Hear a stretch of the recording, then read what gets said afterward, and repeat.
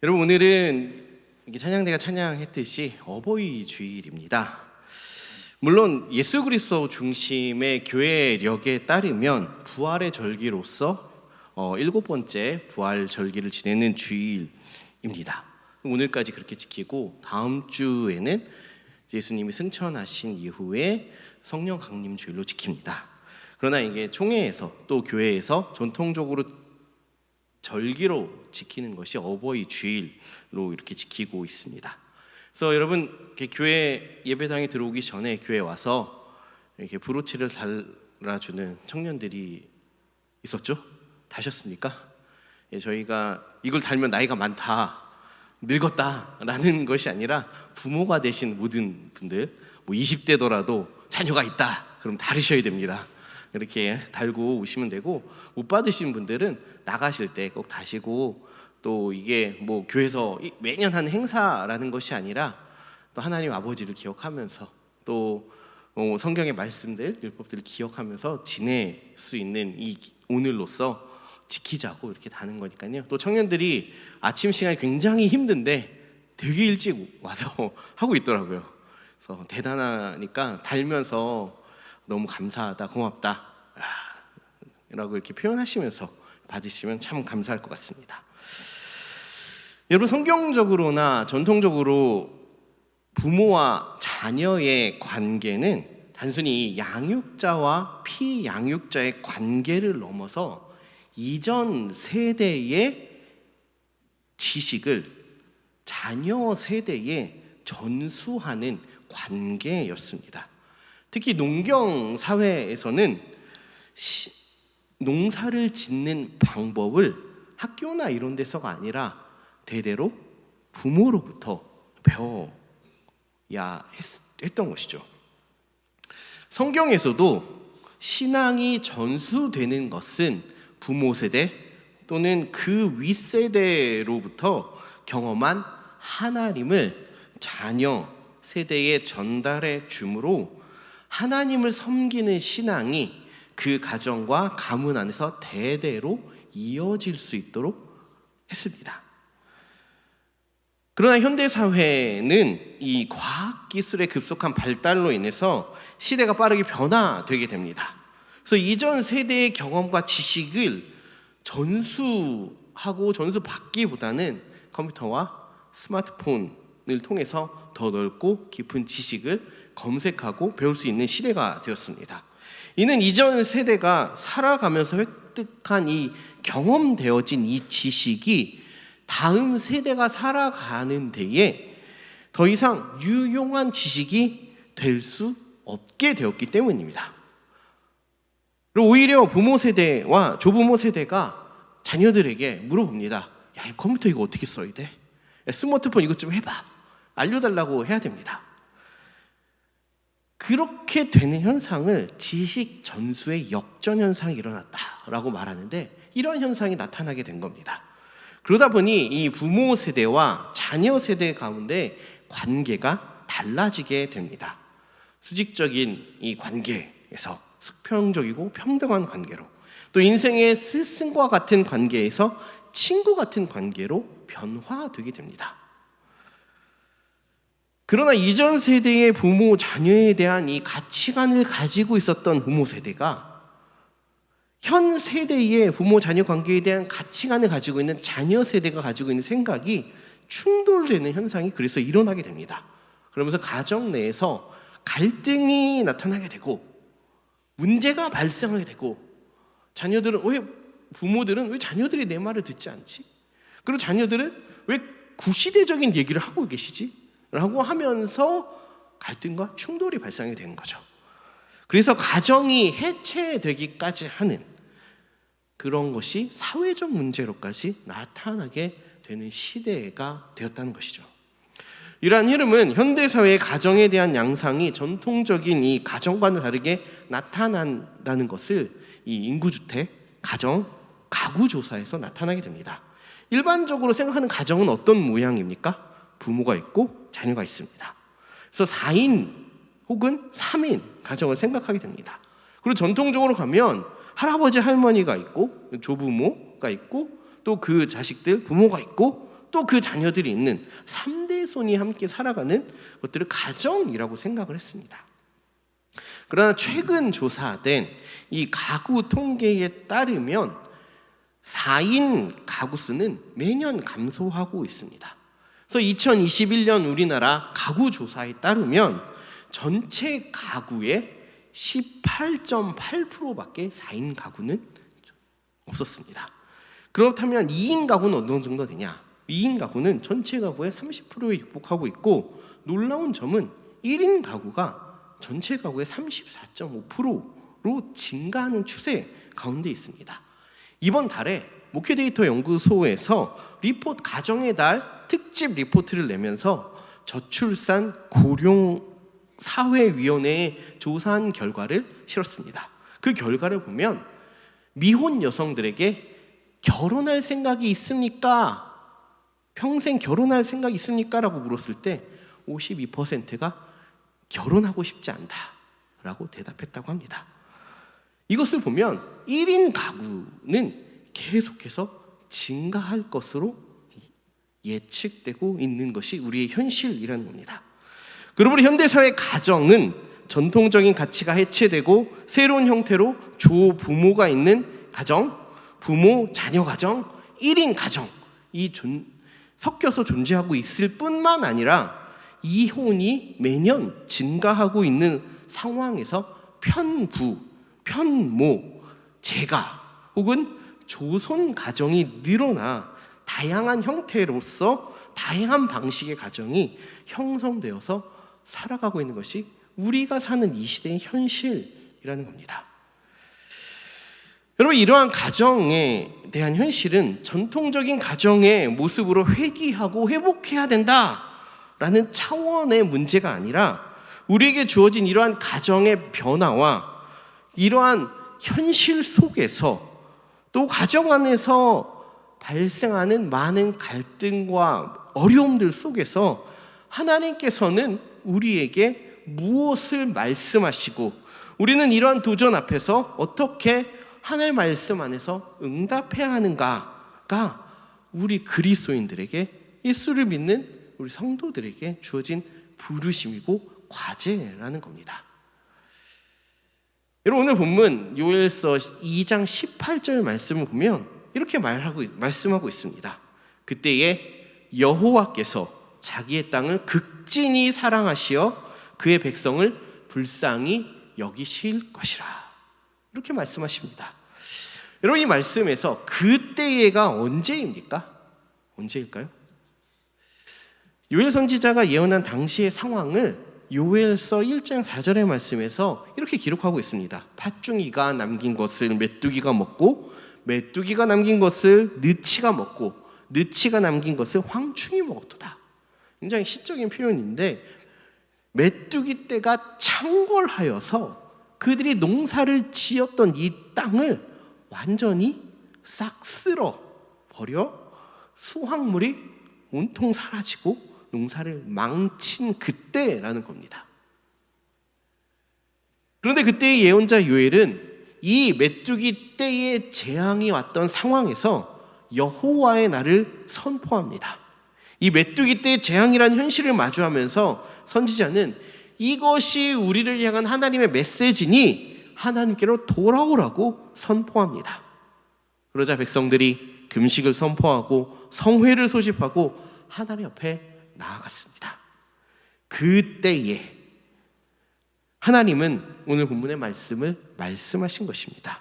여호와께서 자기의 땅, 메뚜기 떼로 인해서 황폐화된 땅, 먹을 것을 잃어버려 이제 한동안 굶주린 가운데 살아갈 수밖에 없는 이 백성들, 막막한 생존의 현실 가운데 생존을 위해서 살아가야만 하는 이 암울한 현실 가운데 처한 이 사람들, 그들을 하나님께서 극진히 사랑하시어 긍휼히 여기신다는 것입니다.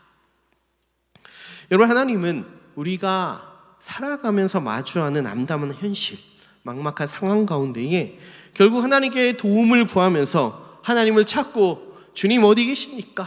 주님 나를 도와주십시오 라고 부르짖을 때에 하나님은 우리를 사랑하시기 때문에 우리를 외면하지 않으시고 우리를 긍휼히 여기셔서 우리를 구원하십니다. 그래서 하나님은 사랑이시고 하나님은 우리의 구원자가 되시고 인도자가 되십니다.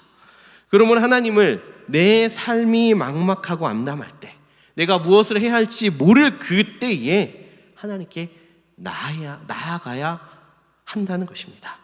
그때 하나님은 그 극진하신 사랑으로 우리를 긍휼히 여기사 구원하시고 소망으로 인도하신다는 것이죠. 여러분, 이런 사랑이시며 구원자시고 인도자이신 하나님은 사도행전의 한 이야기 속에서도 한 가정을 구원하신 하나님의 놀라운 역사로, 구원의 역사로 나타납니다. 사도행전 16장 31절의 말씀입니다. 우리 함께 한번 읽어볼까요? 사도행전 16장 31절입니다. 앞에 화면에도 말씀이 있습니다. 같이 읽어보겠습니다. 시작. 이르되 주 예수를 믿으라. 그리하면 너와 내 집이 구원을 받으리라 하고. 아멘. 여러분, 이 말씀은 죄수로 갇혀있던 바울이 칼을 들어서 이제 자살을 하려고 있는 간수에게 크게 소리치면서 한 말입니다. 여러분, 왜 죄수가, 아니 간수가 자살을 하고 죄수는 오히려 자살을 하려는 간수를 살려주게 되었을까요? 이렇게 한번 보면 굉장히 주객이 전도된 상황입니다. 그러나 사도 바울이 감옥에 갇히게 된 경위를 살펴보면 빌립보에서 바울과 실라가 전도를 하게 됩니다. 그래서 루디아, 자세국 감독사 루디아의 집안에서 복음을 전하게 되죠. 그런데 바울이 전도를 하는 이 매일매일마다 한 여인이 따라다닙니다.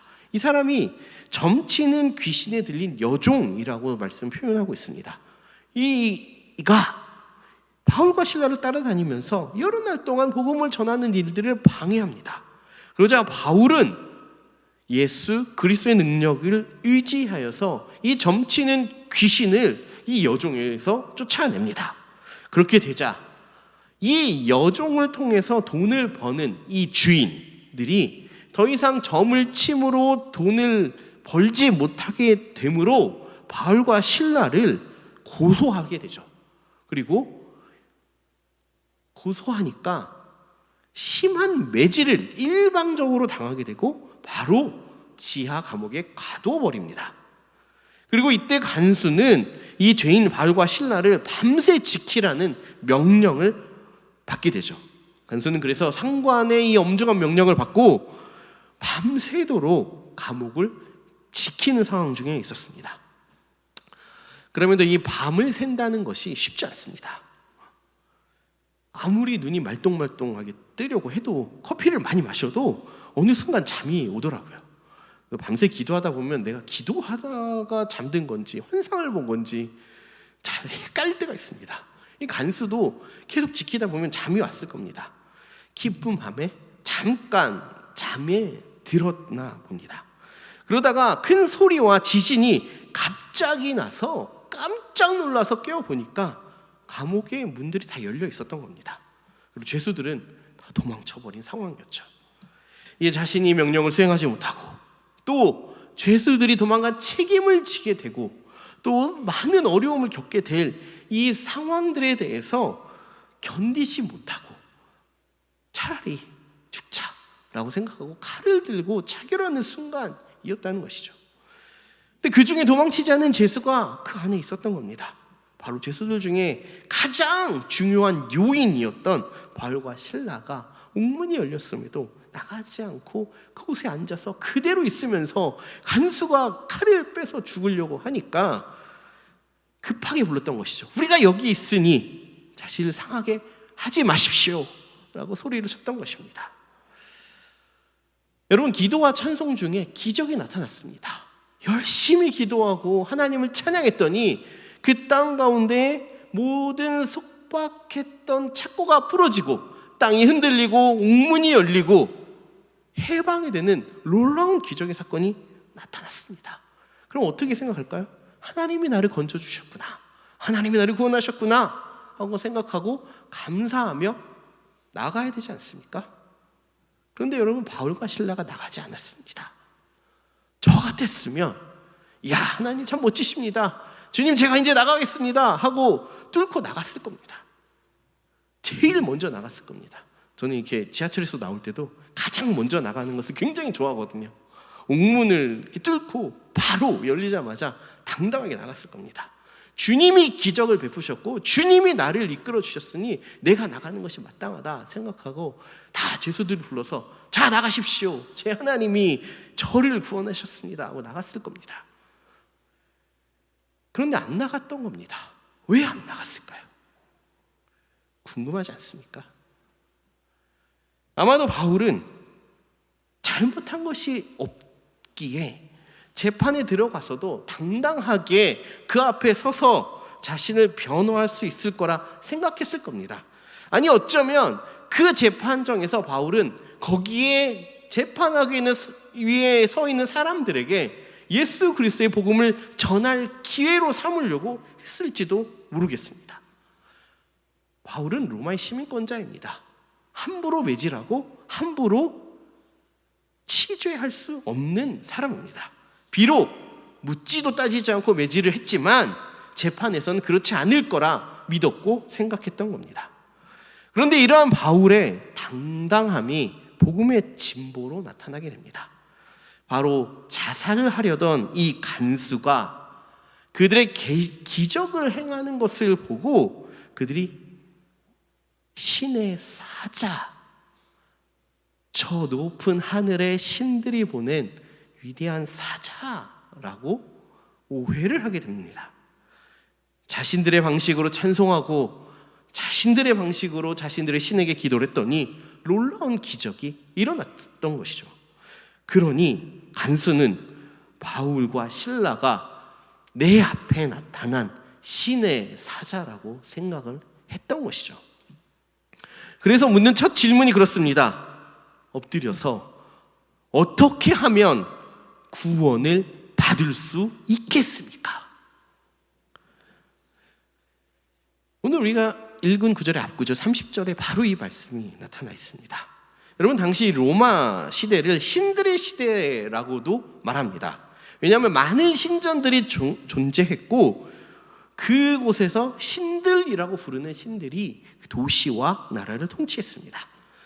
그것이 우리가 요즘 흔히 접할 수 있는 그리스 로마 신화입니다. 그래서 이 간수의 생각에 큰 지진이 나고 옥문이 열린 것은 신들의 권능이고 이 권능을 행한 이들은 신의 사자이고 본인은 신의 사자를 억압하고 가두었으므로 신의 분노를 사서 저주를 받았다라는 생각을 했던 것이죠. 그래서 눈앞에 있는 신의 사자에게 어떻게 하면 제가 신의 분노로부터 벗어나 살 수 있겠습니까? 구원을 받을 수 있겠습니까? 라고 간절히 구했던 겁니다. 이런 오해 속에서도 바울은 이러한 질문을 기회로 삼아서 구원을 제시합니다. 우리 함께 읽었죠? 이르되 주 예수를 믿으라. 그리하면 너와 내 집이 구원을 받으리라 라고 말했던 것이죠. 이 바울의 복음 제시에서 독특한 점이 있습니다. 누가 구원을 요청했습니까? 간수가 구원을 요청했습니다. 그런데 바울은 너뿐만 아니라 너와 내 집이, 당신의 집이, 당신의 가정이 구원을 받게 된다는 것을 선포하고 있었던 것입니다. 여러분, 예수 그리스도의 구원은 한 개인을 넘어서 그 개인이 속한 가정에 임함을 선포한 것이고, 하나님은 이 한밤중에 일어난 기적의 사건을 통해서 이방인 로마의 간수뿐만 아니라 이 이방인의 가정에 예수 그리스도의 복음이 임하기를 원하셨던 겁니다. 잘 생각해 보십시오. 바울이 2차 전도 여행에서 아시아로 가려다가 마케도니아로 건너게 됩니다. 꿈속에서 마케도니아 사람이 나타나서 건너서 우리를 도우라 라고 빌립보로 넘어갔습니다. 그리고 거기서 강가에서 기도하던 자세국 감량사 루디아를 만나고 그 집의 복음을 전하게 됩니다. 그리고 나서 이 소유를 겪어서 만난 이 구원이 이방인인 로마의 간수, 로마의 군인의 집안에 하나님은 그 가정에 구원이 임하고 그 가문에 구원의 복음의 씨앗이 들어가서 예수를 믿는 로마의 군인 가정이 되기를 원했다는 겁니다. 그리고 어떻게 되었습니까? 간수는 바울과 실라를 데리고 자신의 집으로 데려가 고이 씻어주시고 또 맛있는 것을 대접하고 온 가족이 둘러앉아서 주의 말씀, 예수 그리스도의 복음을 듣게 됩니다. 그리고 그 자리에서 결단을 하고 온 집안이 세례를 받고 하나님을 믿게 되어 감사와 기쁨이 넘치는 가정이 되었다라고 오늘 본문은 끝나고 있습니다. 결국 이 본문을 보면서 한밤중에 일어난 이 기이한 일들의 연속이 하나님은 이 간수, 즉 스스로 자살을 시도할 수밖에 없는 상황에 처한 암울한 현실에 직면한 간수를 살리고 그 가정을 구원하기 위한 하나님의 극진한 사랑의 역사라는 겁니다. 신을 두려워하는 사람, 신의 사자에게 살 길을 간구한 한 사람의 간절한 외침에 하나님은 그와 그의 가정을 구원하는 하나님 나라의 복음의 역사가 되게 하셨다라는 겁니다. 여러분, 우리는 여러 가지 혼란스럽고 어려운 시대를 살고 있습니다.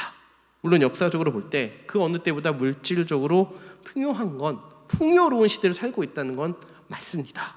하지만 전통적인 가정에 대한 가치관이 해체되고 시대의 변화로 인한 가정의 변화와 분화, 그리고 사회적 문제들이 발생함으로 인해서 가정이 겪게 되는 여러 가지 어려움들과 문제들과 갈등과 걱정들, 이런 상황 속에서 결국 우리가 하나님께 구해야 할 것은 간수가 간절히 구했던 것처럼 구원의 길, 살 길이라는 것입니다.